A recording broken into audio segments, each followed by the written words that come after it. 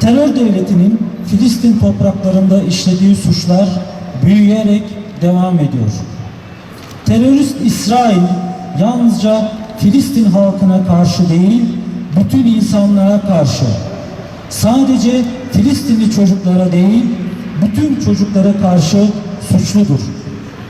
Nasıl ki hiçbir suç cezasız kalmaz, İsrail için de ceza günü hızla yaklaşmaktadır.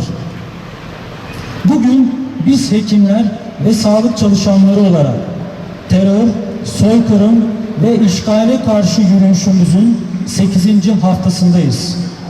Ülkemizde gündemin dağıtılıp Filistin'e desteğin azaltılmaya çalışıldığının farkındayız. Gazze halkı tam 91 gündür uçak ve bomba seslerine, yıkıma ve katliama karşı direniyor. Uyku, güvenlik hissi ve düzenli beslenme gibi insanın temel ihtiyaçlarından hiçbirine sahip olmadıkları 91 gün. Sağlık hizmetlerine ulaşım bizim için paha biçilemez bir hak. Oradaki insanlar için ölümden önceki son durak. Bütün bunlara İsrail tarafından uygulanan teröre rağmen korkmayan ve yılmayan Gazze halkına, tutuklansalar da öldürülseler de görevleri başından bir an ayrılmayan Gazze'li sağlık çalışanlarını selamlıyoruz.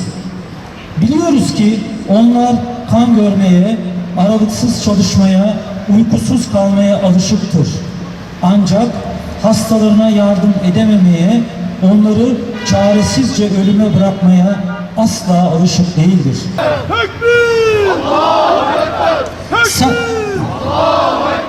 Meslektaşlarımız kazanacak. İnsanlık dışı bütün eylemlerden kurtulmak için verdiğimiz mücadeleyi sonuna kadar sürdüreceğiz. Tüm vicdan sahibi insanları harekete geçmeye, bu önürlü yürüyüşte yer alarak